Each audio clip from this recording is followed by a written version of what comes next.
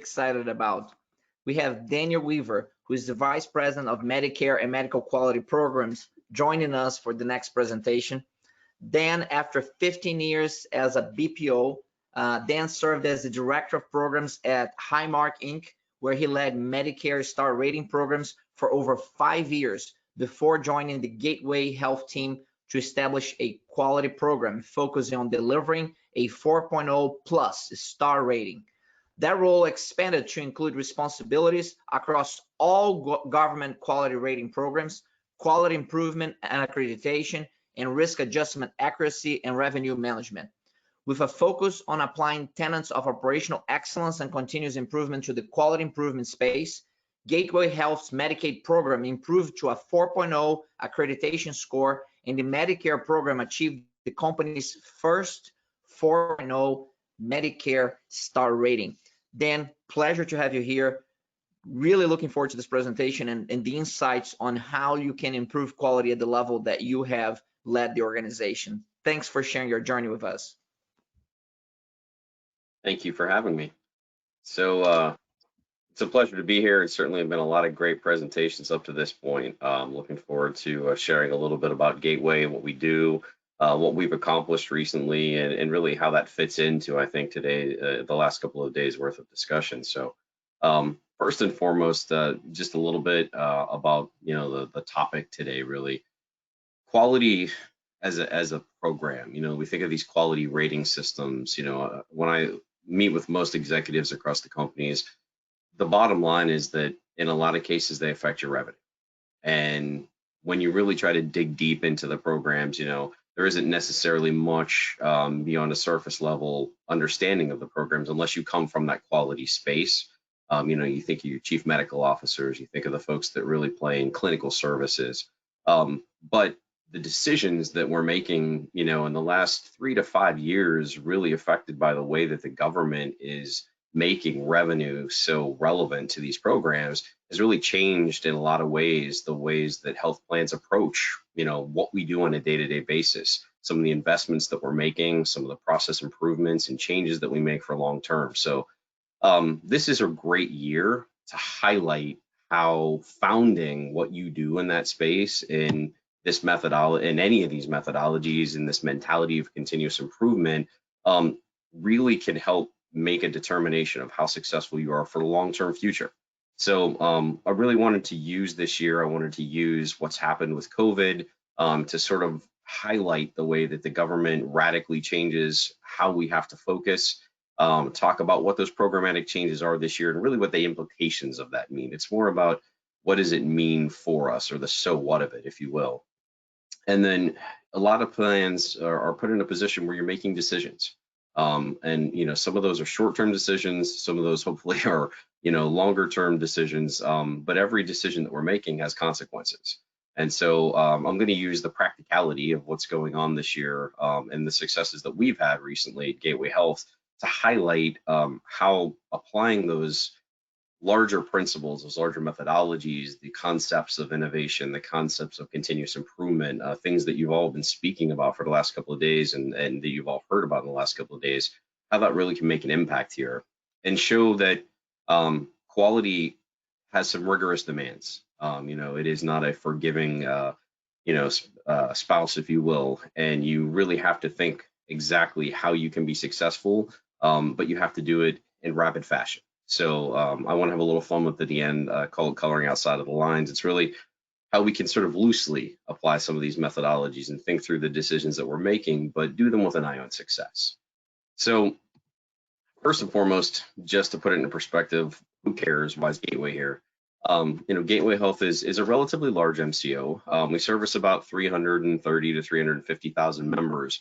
But what's interesting is we service that really sort of impoverished, disadvantaged population. We focus on government programs. So your Medicaid, your Medicare dual eligibles that are eligible for both Medicare and Medicaid. We have exchange folks as well. But Gateway is part of a larger health system or health plan, if you will. We're part of the Highmark Health family, Blue Cross Blue Shield. So while we're technically our own independent company, 50% owned by Highmark, 50% owned by Trinity Health System, We're very closely collaborating and very closely working with sort of our parent companies to really try and help make sure that we're bringing holistic care, throughout the state, throughout the region that we play in. And why it's relevant for this conversation, I think, is because if you look back on Gateway's history, Gateway's been a long-standing company, about 26 years, 27 years in the market, but it's been sort of a mixed bag of performance. And late in 2018, the company made a decision, a very strategic decision, to really overhaul what we're doing. I was asked to come on board to help lead a portion of that effort in this quality space and really transform an area that wasn't successful in the past. And so a lot of what we're going to talk about, toward the end of this is really how that's, what we've done and how we've applied a lot of the principles that you've talked about and we've heard about in the last few days to trying to make that successful. So 2020 speaks for itself. This has been a crazy year for a lot of folks. Depending on what side of the healthcare space you're playing in, you've either seen more significant impact on a negative side or more significant impact on a positive side. MLR is down for most health plans because people aren't utilizing, they aren't going in and receiving care, they aren't getting the preventive maintenance that they need. On the flip side, providers are bleeding. They've lost revenue.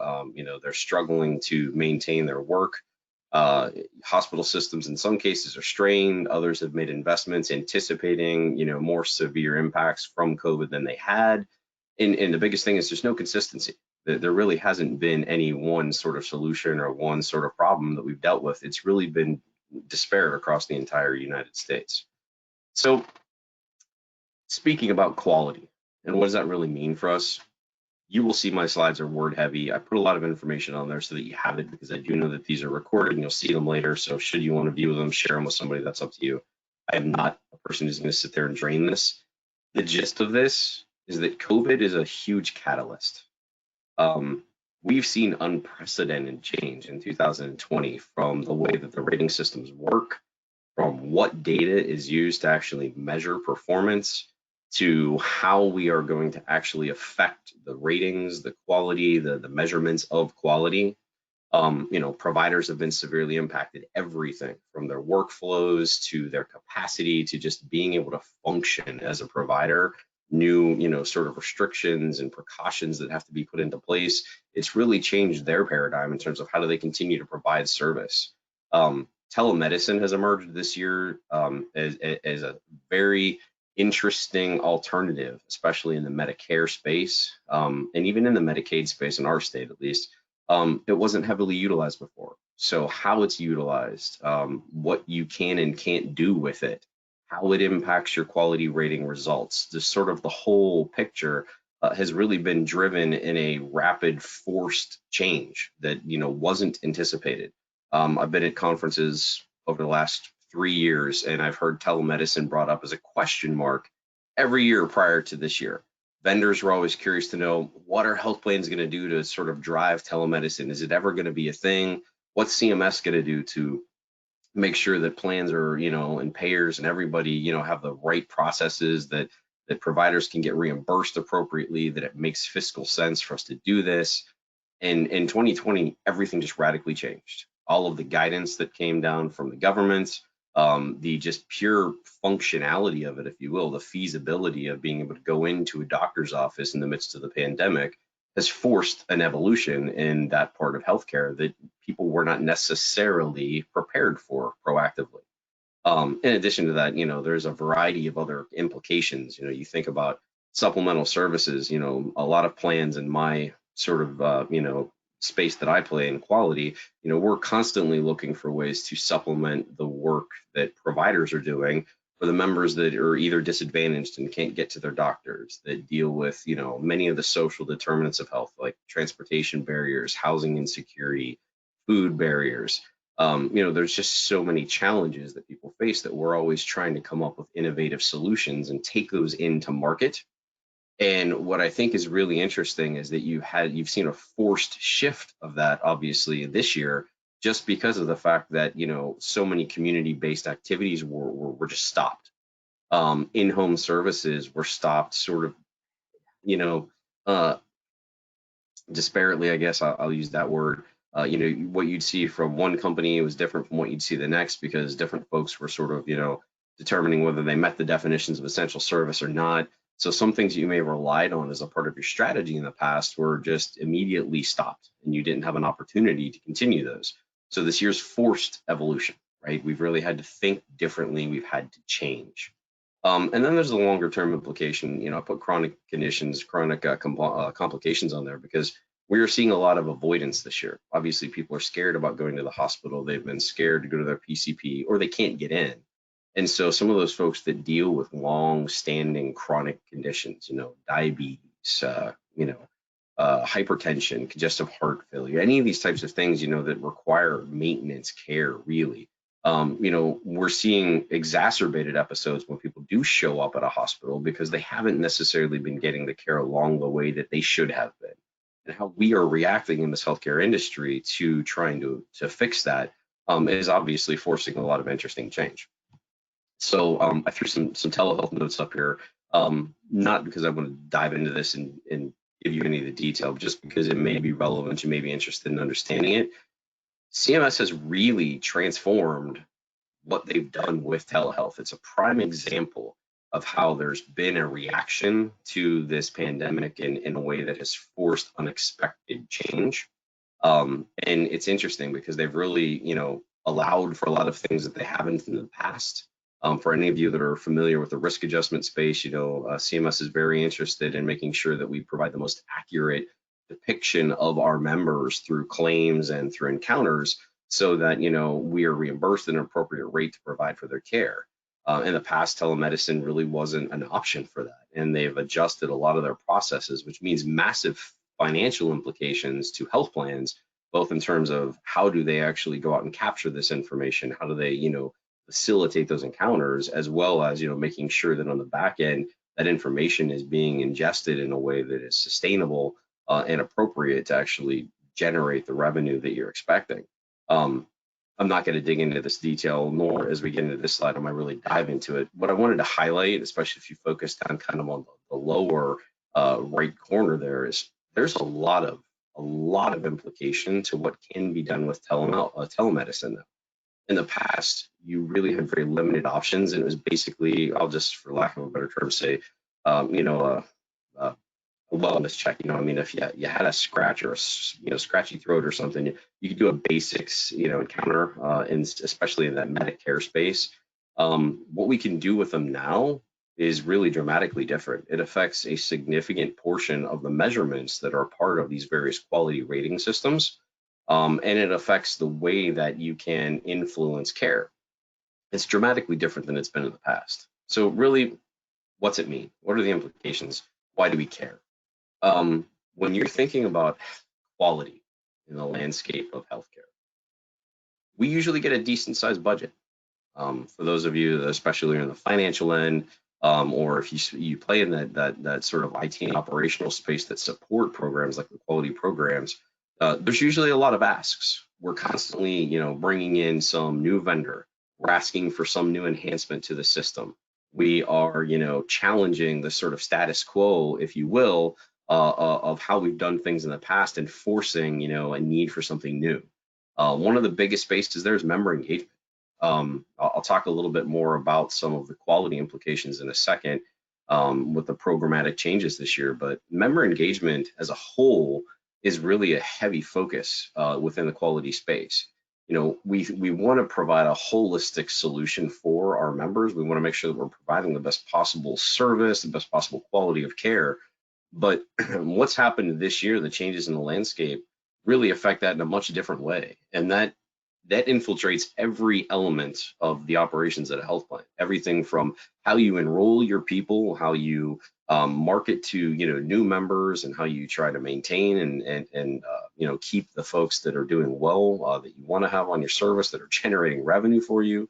It affects everything from the systems that you use to manage customer service, how accessible data is to your internal teams as well as to the members themselves, decisions that you make around, you know, how do you use technology, you know, where are you going to go in the digital space. All of that is driven from a mindset of member engagement, and it just has significant downstream implications throughout an entire enterprise. COVID has had different impacts across the board for our members. How we do things is different, especially at the beginning of that this year, in that sort of April and May timeframe. We saw a massive shift to telephonic and digital outreach to members. A lot of it was compassion outreach. It was, engaging with people just to make sure that they were okay, making sure that, they had services. It's not unlike what you've seen from some companies over the years and disaster situations when a hurricane has passed, when there's been some type of catastrophe, the wildfires, et cetera. Good health plans are creating programs to make sure that we engage with people in a way that's meaningful and impactful for them. And in some cases, it's just to be, a good person. There's no, ulterior motive. We're doing something to make sure that we're taking care of our members because we genuinely care. COVID impacted everybody differently as well. So the decisions that you might have to make at your health plan might differ significantly from one state to another, from one region to another, simply because you may have seen more or less strain, more or less provider impact, more or less limitations to the impact within your communities. But one of the most alarming statistics, certainly one of the most concerning throughout all of this, is the impact of providers. Roughly 50% of all the systems out there, in the sort of the midst of this, I'd say it was maybe the June-ish timeframe, June into July, were indicating that based on restrictions in their states, based on the reduction in, utilization from people avoiding doctors because of COVID, 50% of the systems out there had to furlough employees. There are some of the smaller practices that haven't even been able to reopen yet. There are some folks, especially that are a little, more intensive interaction, that have had to push people to other facilities because they don't feel well equipped. So it really does have significant implications to our providers, and that has significant implications back to us, maintaining an active provider directory, making sure that we understand how we deploy and utilize our resources. There's really a lot of impact to us. But all of those things are sort of your day-to-day operations. They have implications down into quality, but at the end of the day, the government has had to step in and basically say, okay, we've put a lot of your revenue, it's actually 5% of your revenue for a STARS rating program as an example, at risk based on this rating system. However, there's a lot of things that would normally be going on that we just can't give you credit for right now. We can't even focus on. So through a STARS 101 basics, because what I found from a lot of leaders out there, a lot of folks that don't play in the quality space, is you kind of get it, but you don't necessarily know the details. Certainly don't want to insult anybody's intelligence. That's not the point. I just thought it might be useful. At the end of the day, this rating system is comprised of a significant number of measures. We're usually in the mid 40s to high 40s. And they cover so many different topics. When you think about it, HEDIS it's basically your preventive care. It's, the stuff that we're doing to get people out for cancer screenings and, basic exams and managing their diabetes and things like that. But we also do member surveys. So think about, a person getting a survey in the mail right now, being asked to answer questions about their mental health, their, physical health, whether or not they have access to the doctors the way that they believe they should. Are they getting seen as quickly as they believe they should? There are just so many dramatic implications based on what's going on right now to the quality programs, that it's important to understand what they really mean. Putting 5% of your revenue at risk is a challenge.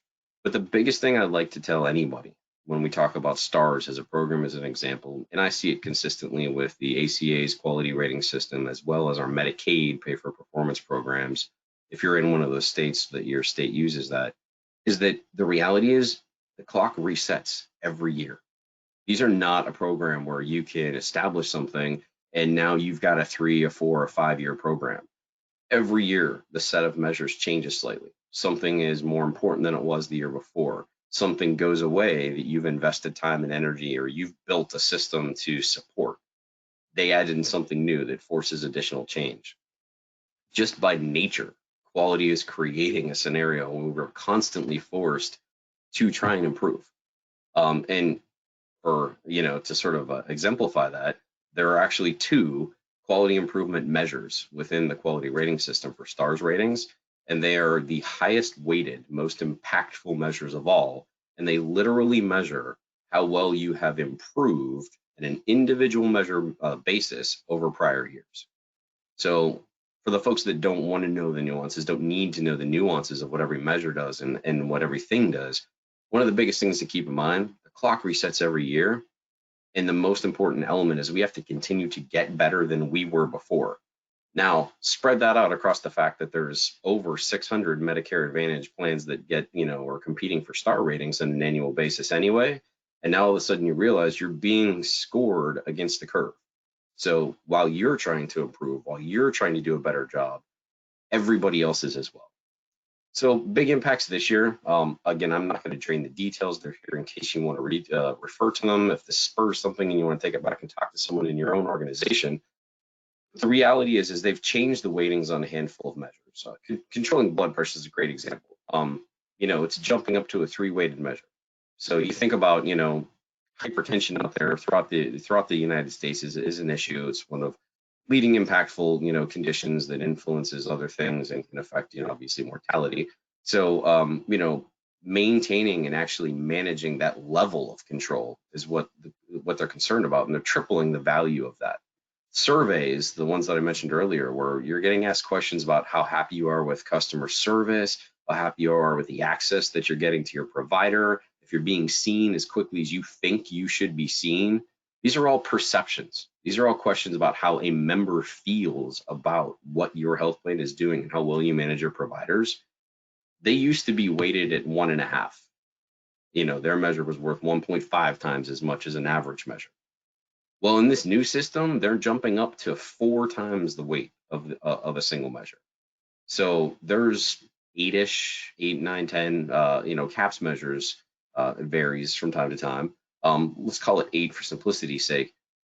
You have a significant portion out of that 45 to 50 measures that are all increasing in their value to 4 weightings. That's happening for 21. There was a survey that goes out that asks people about their mental health and their physical health that was supposed to come out in the summer, or it was supposed to come out in the spring. We delayed that to summer. So now seniors, especially these people in this Medicare Advantage population that are 65 and older, for the most part, are getting a survey asking them whether or not they feel that their mental health and or their physical health has improved. And they're being asked to rate that in comparison to how they felt 2 years ago, in the midst of a pandemic, in the midst of all of the racial disparity crises that are going on across the United States, in the midst of one of the most interesting political, landscapes that we've seen in many years. That survey is hitting our members' doorsteps. The good news is they did give us some flexibilities this year. They actually allowed us to expand the over-the-counter benefit options that we have and how we treat pharmacy. But at the end of the day, all of this, it just drives us to course correction. Whatever we thought we knew coming into the year, we don't know anymore. Too much has changed. And this is where I'd really argue, this is where what we do in the quality space, especially the approach that I've tried to bring to Gateway Health, that we also implemented when I was at Highmark, is really a mentality of continuous improvement. It doesn't matter which methodology you choose to use. Like I said earlier, they're really, really all applicable. And I think it comes down to preference. I think it comes down to the resources you have available. It comes down to, what you're comfortable working with in your culture. But at the end of the day, what changed most dramatically, the reason we moved Gateway up into its first 4.0 rating and started to earn a quality bonus payment for the first time, is we infused it throughout the entire DNA of the company. So the short game is, how do we fix the things that are going on right now? And this was a great year. This is just an example. The next page or two is just visualizations of this to try and help, sort of facilitate the understanding of what we're talking about. There's scales. You're making decisions based on, where within a scale do things fit? Where are you investing your resources? Where are you investing your dollars? Where are you investing your time and your energy? And, COVID is forced to change. And it's interesting because it's the most turbulent time we've seen in the quality rating space since way back in 2013. And for any of you that weren't intimately involved then, that was another catalyst year. CMS basically said at that point, if you don't earn a 4.0 star rating in their 1 to 5 rating scale, you don't get a quality bonus, $0. And that made significant impact. I know of companies that are seeing over hundreds of millions of dollars of impact because they dropped a half-star rating one year, or they just didn't earn a 4 and they thought they were going to. So again, I'm not going to dig into this. The reality is that it's catalyst, right? It is a catalyst for change. It's making an impact. So we're in a situation now where, we had to wait. We had to sit through what was going on with COVID. We had to wait until things started to reopen, and we understood what states were going to allow, what the federal government was going to allow, what guidance was coming from CDC, what were our vendors comfortable with? Were they able to improve their own processes and set up the right protocols so that they could actually support us? And we've done a variety of things in our own little footprint to try and, make the rapid changes here that we think will be impactful. But at the end of the day, the most important thing I think is really that it's got to be about the member. Every decision that you're making in this type of an environment really has to be about putting the member at the center of what you're doing and making good decisions for them. I threw this quote on the right-hand side of this. There's so much chaos going on right now. How can you help create calm in the storm? What are we doing to try and influence things? So here's where I want to stop and pause for just a little bit and play. So I had this information up on the screen, and that's why I put it back. I figured you can see it maybe a little bit more. I tried to grab a couple of the different major approaches, just to showcase a little bit about how we'd be looking at these things that we're doing in a sprint capacity to see what would it mean, right? So, you think of the Kaizen cycle. It's obviously a cycle for continuous improvement. And there's a variety of principles within that. And obviously, I'm not going to sit here and drain each one and talk about how each one of these little things was run through that, because that's not how we did it. But really, it's more about the questions that you're asking, right? Are we establishing these partnerships with flexibility to test the solution, measure it, analyze it? Are you just slapping something in the market? Or as you're preparing to slap something in the market, are you thinking through all of the questions that are going to be answered to make sure that you can actually make a determination as to the success? I will tell you that within the quality improvement space, we have to be able to act and react more rapidly than many other areas.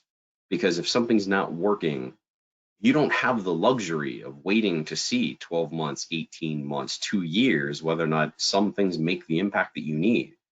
You have a test that you have to take with the government every year, and you get basically a 12-month window to either earn your score or not earn it. So, how are you doing these things in a way that you're able to measure them, that you're able to analyze them, and you can then adjust accordingly? And I think one of the things I love from the last presentation, because you talked a lot about culture, that I think is really essential, and I know it's a sort of an underlying principle with all of these, is how are you involving the employees? I loved the scenario that was just presented when you talked about the first week being being at your new company, and you were challenged to come up with 100 innovations.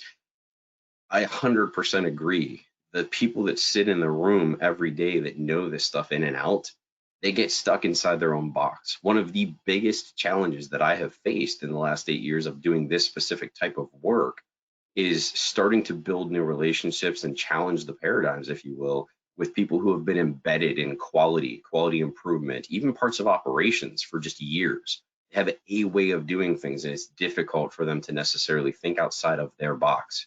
But I will tell you that once you pull in a massive group of people, once you can bring to the table all of the variety of potential stakeholders or ideators, people that are willing to think and help them or ask them to be a part of the solutioning process, it significantly changes both the ability to see different perspectives as well as the innovation that you get out of a group. You don't have the same 2 or 3 people kind of beating their own drum. You start to have folks challenging what somebody else's perception looks like, or adding value to something that maybe had legs but wasn't really ready to sprint yet. Lean principles, similar concept, right? What's the defined value of the short-term mitigation? Does it exist beyond just this crisis? Are you solving for a micro problem, microcosm of an issue, or are you solving for something that has bigger implications? And can it be easily mapped, tracked, adjusted? One of the core principles with my team, anytime we're launching a new initiative, I don't care how small it is and how rapid we have to go out, we need to build the process. We need to make sure that it's there. We need to understand what the steps are, and we need to make sure that we can document those, because if we can't do that, then we're forgetting something, we're likely to miss something, or we don't have a way to scale that in the future collaboratively with the other departments that depend on us and that we depend upon. And the most important, that aligns very neatly with the Kaizen principle, we have to be able to measure performance. How can you analyze what's being done throughout the different stages? How can you make sure that you are pursuing perfection, even if you're not necessarily perfect at the time? And then ultimately, how are we continuously reevaluating all this? When you think of operational excellence, right? How intimately is your leadership involved? How are they supporting this from the top down?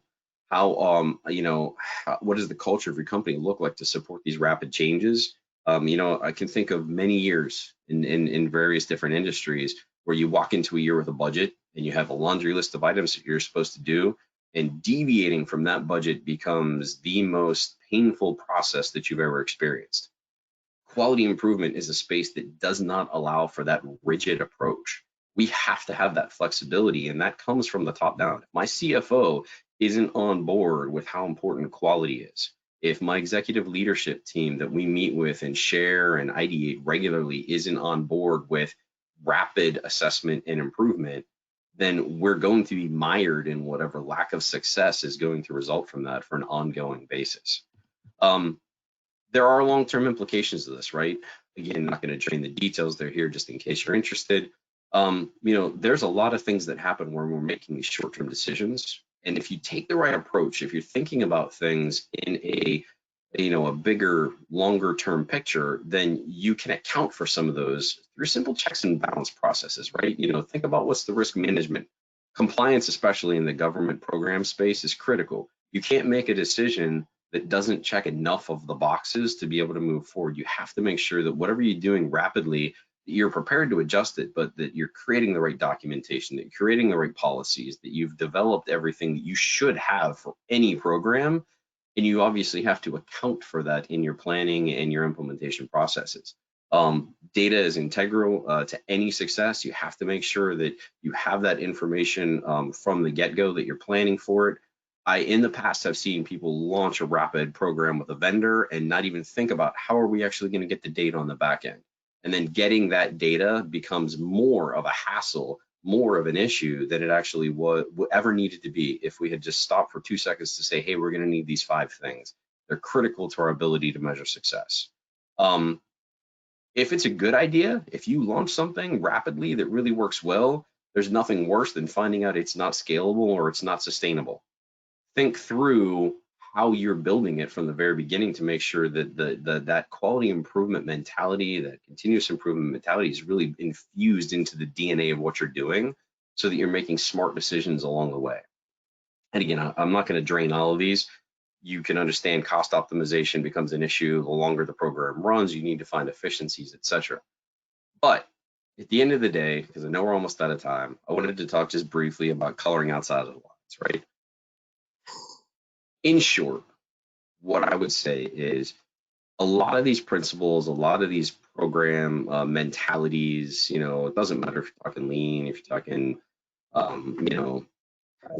it doesn't matter what you're looking at. At the end of the day, the fundamentals of many of them are very similar because the concept is about making intelligent decisions and having good processes so that you can continuously reevaluate what's being done and take actions that are meaningful, that are taken with purpose.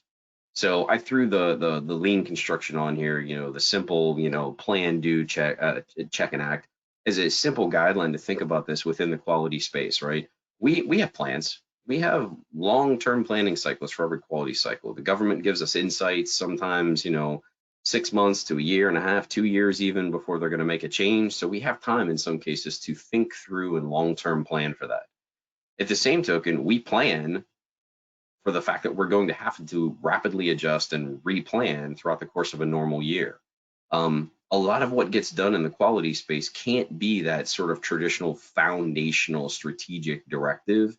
But at the end of the day, when we're making any of those strategic foundational, decisions, we should be thinking about the quality improvement space. And from the quality improvement space, as we're making decisions, we should be thinking about how they influence those other areas, those other approaches that are being taken throughout the company. There's nothing more that I could highlight in terms of quality improvement for making sure that we're applying these types of mentalities to having that mindset, building the culture with your leadership and throughout the organization in a very matrixed way, honestly, a very collaborative way, that we need to be able to constantly course correct, mid-cycle, quarter cycle, every month, every week. If we have that continuous process of checking to see whether or not what we're doing is working, and then taking action to correct that process, we're moving in the right direction. I threw the basics here to suggest how we approach this, how we look at it. One of the things I said is don't succumb to analysis paralysis. I love to say that. You have to take smart actions, but quality doesn't allow, in a lot of cases, for the long game analytics. You still have to have those. They are critically important to the evolution of your healthcare plan, to the products that you design, to the processes that you establish and build out with your providers and your members. But at the end of the day, there is a need for rapid assessment and rapid cycle improvement in this space, because if you're 3/4 of the way through the year, and I'm just going to make numbers up, you need to get to 87% on a metric and you're sitting at 54. If you have good analytics, you might say that those good analytics are telling me I'm only going to get to 67. I'm going to fall short. If you aren't doing something now to change it and you're just accepting that, well, we're going to fall short this year, but let's figure out how we're going to fix it for next year, you've already failed. Quality improvement within these Medicare rating systems, within your state rating systems, they don't allow for that level of long-term decision making. So I'm going to just skip over this. It's there. I think everybody on this call is probably familiar with continuous improvement cycles, and really I'm just saying you have to apply that to what you do in the quality space.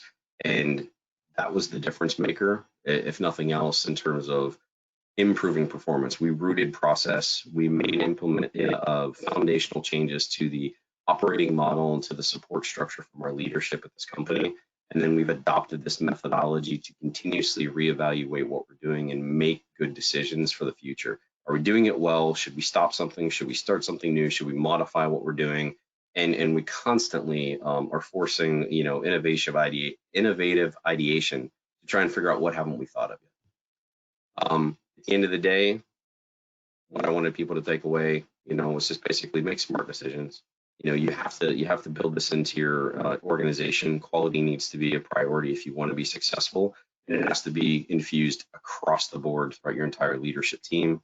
When you make decisions, when you're repurposing resources, dollars, time, energy, whatever it happens to be, do it with purpose. Make decisions that aren't just panic, that aren't just reaction, and involve everybody, involve everyone across the country, because when you do that, you create the opportunity for innovation, you create the opportunity for good partnership, standardization across all processes and all people, and it allows you to then find that right balance in what you're doing. You're choosing things in your approaches that are longer term decisions that have longer term implications, even when you're doing them in rapid cycle.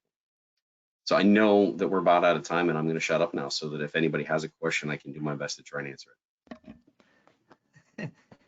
Dan, that was very good. Very, very good. Thank you so much. Very comprehensive view of your journey on improving quality ratings for the organization. Really fascinating. You talk about so many different areas that are relevant today. But even before COVID-19 hit, there's one of the themes of the questions that emerge here have to do about your journey for improving the quality rating system at the organization. If you can tell a little bit about when you started that, what level you're at to start, and then as you bring it up to this 4.0 level, what was that journey like? How long it took, and what were some of the main changes that took place to allow you to get to the highest level, to the higher level? Sure. So Gateway had been performing at a 3.5 on a scale of 1 to 5, which puts them just short of the money. The challenge is that there's a range within there that earns you that 3.5, and we were trending down toward dropping to 3. For 3 years, our performance was at the lowest end of the scale that earned you a 3.5-star rating. So they were at risk of dropping. I came in early 2018 in sort of a consultative capacity from Highmark to really try and help our little sister company improve, and we put in some sort of basic foundational improvements to just the day-to-day operations, a couple of measures, what I would call and what I normally designate as the path of least resistance. What were the areas that would be the low-hanging fruit, whatever analogy you want to use. One of the things we could fix most rapidly. I joined the company in August of 2018, and when we got our rating in the fall of 2019, we just crossed the threshold to a 4-star rating. So those foundational things we'd done at the beginning of 18, coupled with a lot of really intense work at the end of 18 and then into the beginning of 19, was able to push us over the threshold.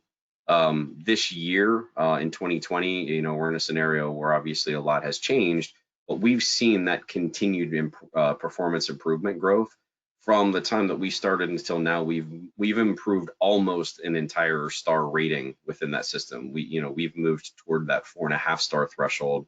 We're not quite there yet, but we've maintained that 4 with continuous improvement. So across the board, if my raw score before, let's call it a 3.75 is what it takes to get you to 4, we got a 3.77 or 3.78. We've jumped up to basically like a 3.9 and change, or almost a 4.0. What do you think was maybe the most important factor, or maybe a couple of factors that were the biggest levers for increasing the score? So I'd say the 2 biggest levers that we had for improving the score, the first was cultural evolution.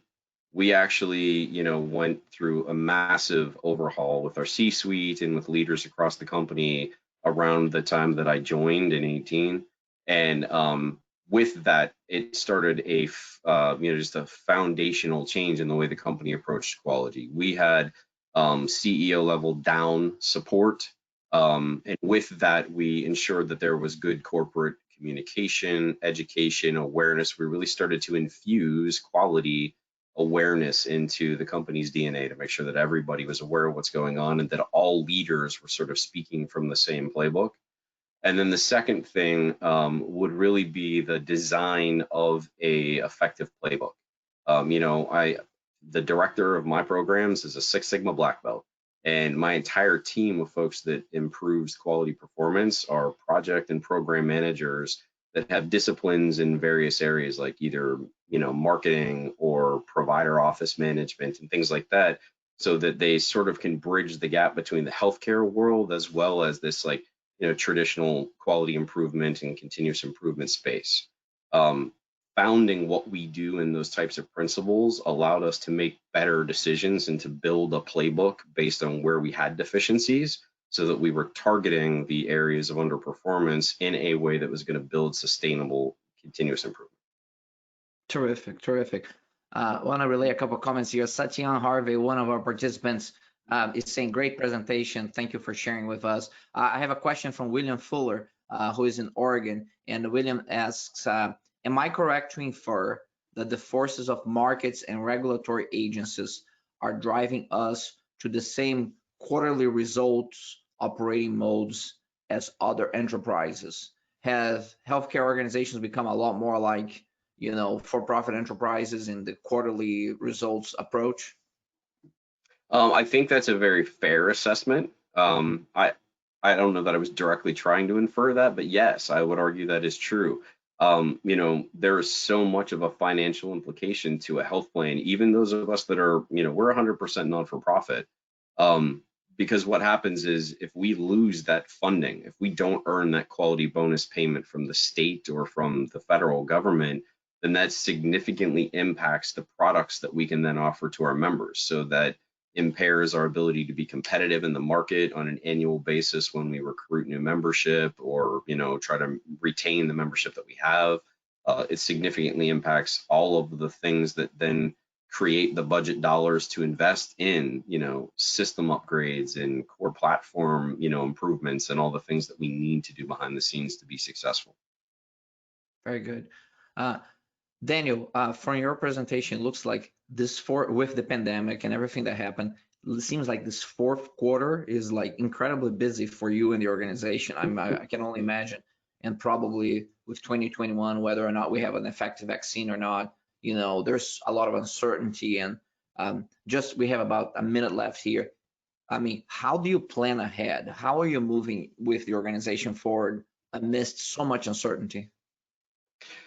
We're focusing on the things that we know are certain, obviously trying to maximize those, but we're really focusing on the member. I'd say right now we know because the weighting of the members is going to change, those survey measures, that perception issue.